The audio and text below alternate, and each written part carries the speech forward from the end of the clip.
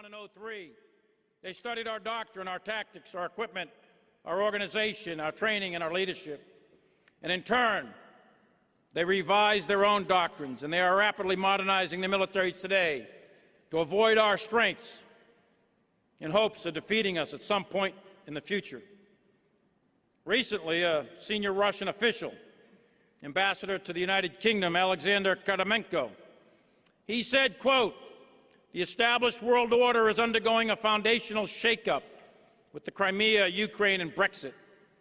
He went on to call for the dismantling of NATO and the European Union. And he said, quote, "Russia can now fight a conventional war in Europe and win. Russia is the only country that will remain relevant forever. Any other country is dispensable, and that includes the United States. We are endgame now," end quote. He said that all just 30 days ago. Bluster? Hubris? Bravado? Or does he mean what he says? Does he believe it? And more importantly, do the leaders in the Kremlin believe it? Well, history tells us to be careful. It's always wise to believe foreign leaders' declaratory policy, as most nations tend to telegraph their strategic intentions. So, we've taken a number of steps over the last year to increase our readiness in the total Army, our regular Army, our Guard, and our Reserve. We've increased the number of BCT going through high-end, full-spectrum warfighting rotations at the combat training centers at Polk and at the NTC.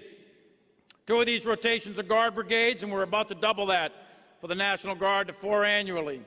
And these additional rotations are improving readiness throughout the Army, current readiness, but also improving our future readiness by creating a pool of leaders that are now developing multiple rotations, hitting the sled over and over again in the most challenging training environment against a world-class OPFOR that realistically portrays the current and projected threat environment.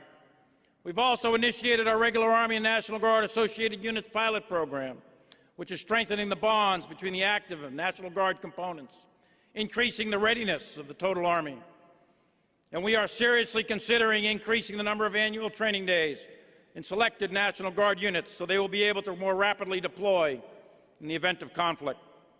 We've also significantly increased our combined arms live fire programs, both at home station, the combat training centers, and we've also increased the frequency of our mech and armored gunneries, improved our artillery skills to deliver mass, timely, and accurate indirect fires. We've re-energized our forcible entry airborne and air assault capabilities and renewed our rapid deployment capability with increased emergency deployment readiness exercises both in CONUS and overseas. In short, our readiness is steadily improving across the entire formation of the United States Army. But our progress is slow, and it's going to take consistent, predictable funding and much more time and effort to reach the levels we need to in order to provide our political leadership capable options that adequately reduce current risk to both mission and force. And we are also planning to field, train, advise, and assist brigades and multi-domain task forces in our force structure in order to sustain our efforts to defeat terrorists by, with, and through regional partners and free up conventional brigade combat teams to regain much-needed training time to hone their skills at the higher end of warfare. Another critical effort to improve readiness is our acquisition reform, being led by Secretary Fanning. This is a top priority for us. We must do better. We can do better. We must exploit our science and technology to create options for a very challenging future battlefield and have an acquisition system that's up to the task, an acquisition system that can deliver on time and on budget. We cannot afford acquisition failures. We cannot afford systems that are late to need, and we must not send tomorrow's soldiers into harm's way with yesterday's equipment. As Secretary Fanning discussed yesterday, many of the initiatives we are putting in place, like the revised Army requirements process and the Army Rapid Capabilities Office, are just but 2 examples. In the near term, our equipment modernization strategy will continue to focus on critical capability areas like lethality protection, dedicated significant time and resources to thinking about drivers of change and the future operational environment, how warfare is changing and how we must adapt our doctrine, our organization's equipment, training, and leader development.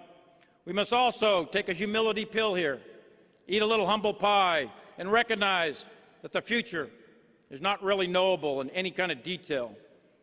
And frankly, we're not going to get it right. But as the great British historian Michael Howard said, you don't have to get it right. You just have to get it less wrong than your enemy. And it's my belief that here we are on the cusp of a fundamental change in the character of warfare, and specifically ground warfare. The nature of warfare is not going to change. It's immutable.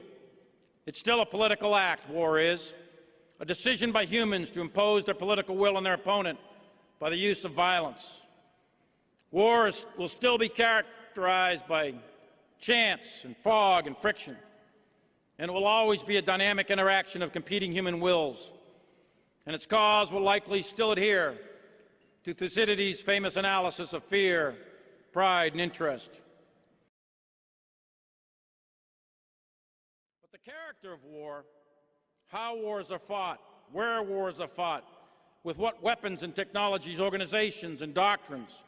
In short, the ways and means of war is, in my view, about to undergo fundamental, profound, and significant change. That change will not happen on a certain day or even in a year. In fact, we're undergoing that change right now as we sit here, and we've been in the midst of it for some time. That change is evolutionary, not revolutionary, but it is no less profound.